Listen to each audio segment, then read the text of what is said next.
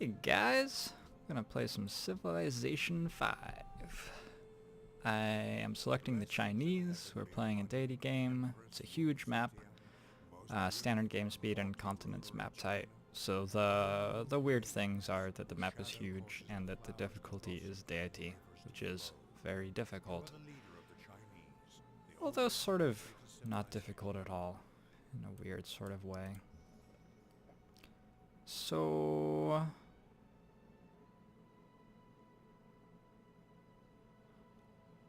I'm thinking maybe I want to shift my settler to this hilltop, just because settling on top of a hill gets me a lot more production straight away. This is a pretty good starting city location. It's a little light on food so far. Maybe I can find some more of that somewhere. It looks like I'm losing jungle tiles this way, but gaining jungle tiles this way anyway if I move. So I don't think there's anything wrong with this move. And like delaying the city founding by one turn, you easily make that up with the extra production from having settled on a hilltop. Very, very easily. I will have made that up by turn 20 or something. I have no idea what this display means. It's a weird display. This is my first time playing around with this mod. It's a pretty cool looking mod. It gives me a lot more information and it's more readily accessible information, but I don't always know what on earth everything means. The tech tree apparently has a lot of different stuff on it. I mean, it's the same game, it's just displayed in a different way. I think I want...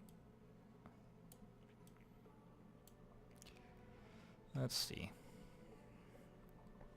I think what I want to do here is go for liberty and use this capital to work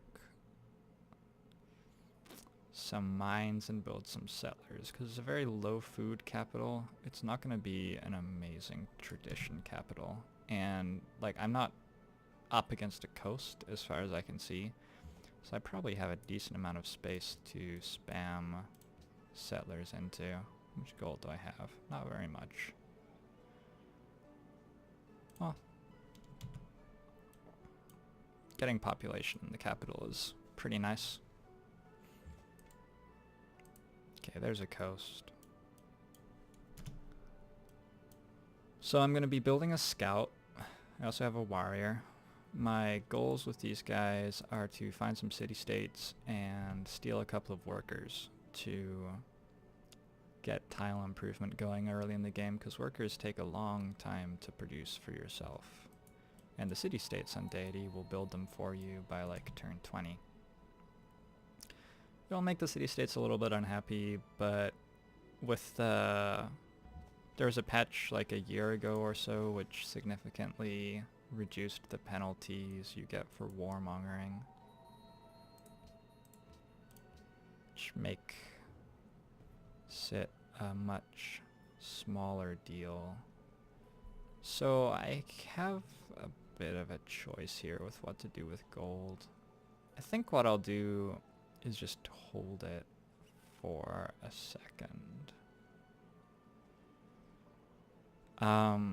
What's going on here is I'm trying to maximize the culture border growth and the border growth I get with gold.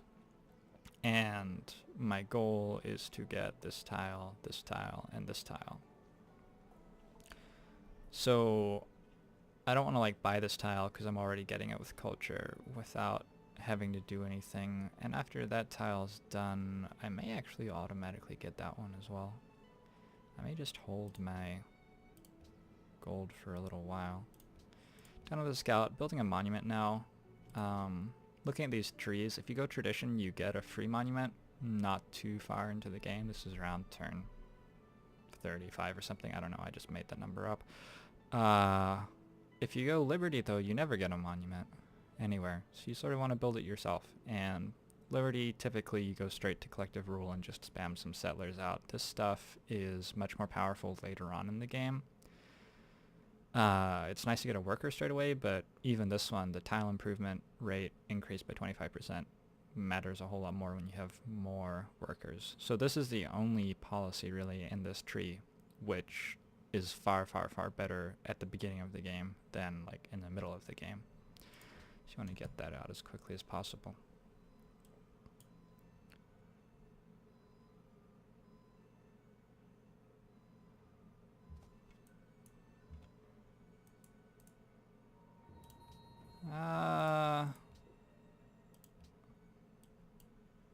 That doesn't do much, but it does give me some idea of what the shape of the land I'm surrounded by is. I've also found some bananas here, so that's going to justify my granary a bit better. And I'm glad that I have gold, because I think that I will have to spend it on a decent chunk of border expansion to get through this awful jungle.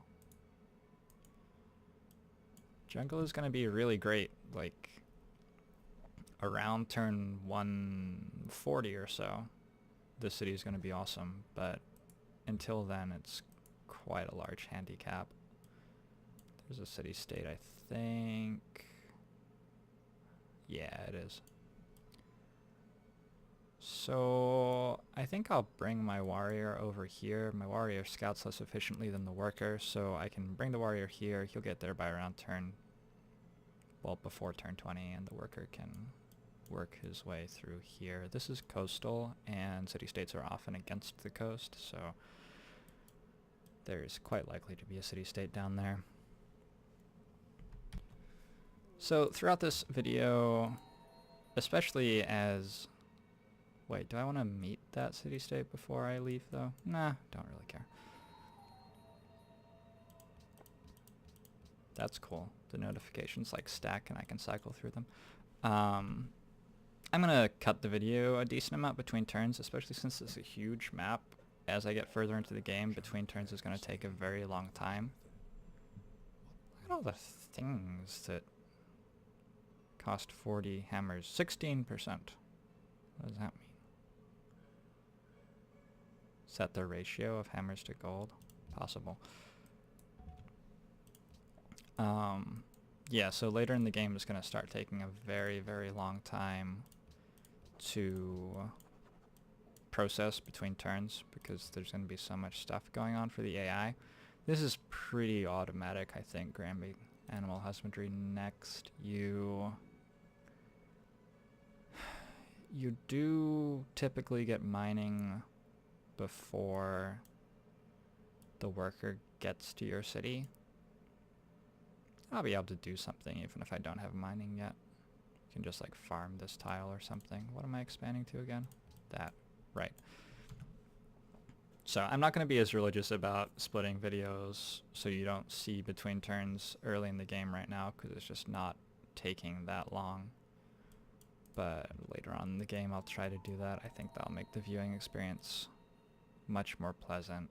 3 happiness if it's within your borders, so that's really nice to find having gone for liberty, because I can get out settlers quite quickly.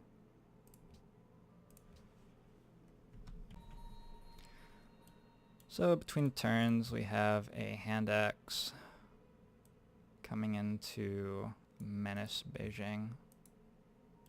I'm going to shoot him with arrows and then he's going to die, and it's actually quite a nice ruins, despite, like, map doesn't have like a tangible value exactly, right? Like, it's not like I can say I just got 20 culture, but I could say that I just got about 8 turns or 9 turns of scouting, and scouting, which is a very odd thing to say, but it's very valuable at the start of the game.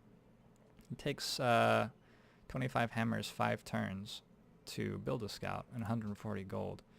So if I think that scouting is probably valuable up until turn 60, and it costs 140 gold for a scout, and give me 8 turns is like 30 gold or something, but I get it straight away, so it's not that bad. It like immediately uncovers a ruin too, which is really nice, and it shows me that there are no city-states that way at all that I can see, which is less nice because I wanted there to be. But it stops me from wasting time. At least I think there aren't.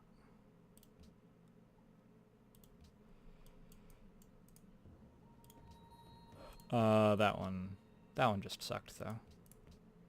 Okay, so I need to check, and indeed we are expanding to this tile next, so I'm just gonna keep on doing what I'm doing. Grab a granary, possibly just buy the bananas now, actually.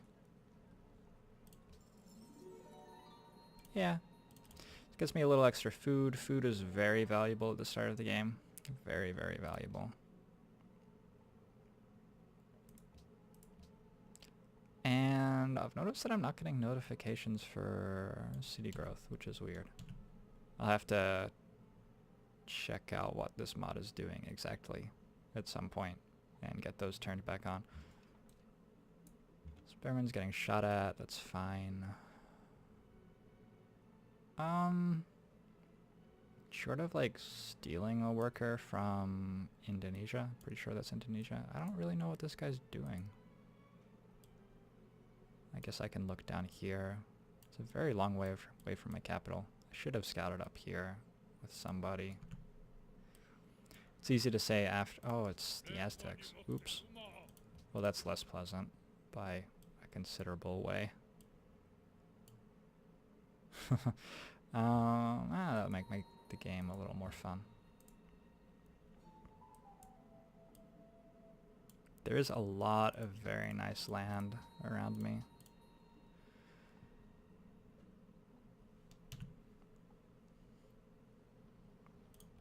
We have India. I'm pretty sure India is like friendly-ish, but I think considerably less so than in earlier Civ games.